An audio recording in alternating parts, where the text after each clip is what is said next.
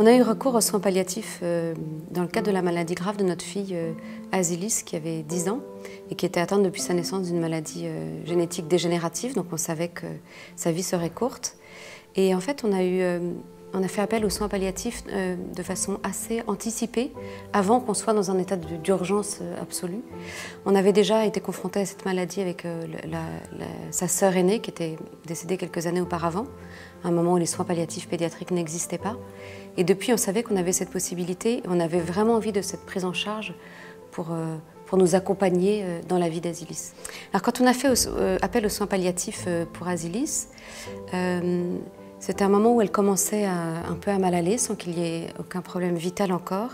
Mais nous, en tant que parents, on était confrontés régulièrement à des choix dans la prise en charge d'Azilis. Je me rappelle notamment, Azilis avait les hanches luxées et le médecin de rééducation fonctionnelle voulait absolument l'opérer, etc. Comme ça se fait de façon assez classique. Mais Azilis ne pouvait pas marcher et ne pouvait plus marcher, ni même se tenir debout. Et c'était difficile pour nous de nous faire entendre de ce praticien qui avait l'habitude des enfants dans cette situation, mais pas avec une maladie dégénérative.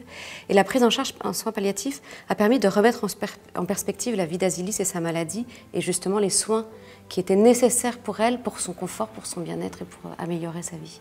Nous, en tant que parents, ce qui a été impressionnant, c'est que ça nous a vraiment permis de rester des parents jusqu'à la fin et tout au long de la vie d'Azilis. C'est vrai que souvent, quand on est confronté comme ça à une maladie grave, ou en tout cas une maladie qui va entraîner la mort, on devient un peu des soignants. Et surtout, là, je vais parler de la dernière semaine de vie d'Azilis, où on savait que les choses se précipitaient et que l'issue était imminente.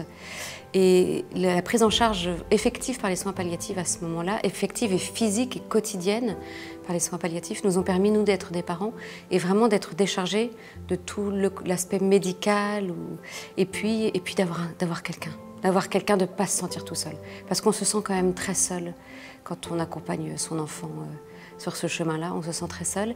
Et d'avoir des gens qui nous comprennent, qui anticipent souvent nos questions ou qui répondent toujours avec bienveillance, c'était un immense soulagement. J'ai envie de dire à ceux qui un jour seront concernés par les soins palliatifs, alors moi je veux plutôt parler des soins palliatifs pédiatriques, c'est vrai que c'est compliqué ces deux mots qui ne devraient pas aller ensemble, soins palliatifs et pédiatrie. Et pourtant, les soins palliatifs, ça n'est pas que le dernier moment, en fait. C'est vraiment une façon de prendre en charge la personne malade. C'est une façon de prendre soin d'elle et de l'accompagner dans sa vie jusqu'au bout. J'ai envie de dire de ne pas avoir peur.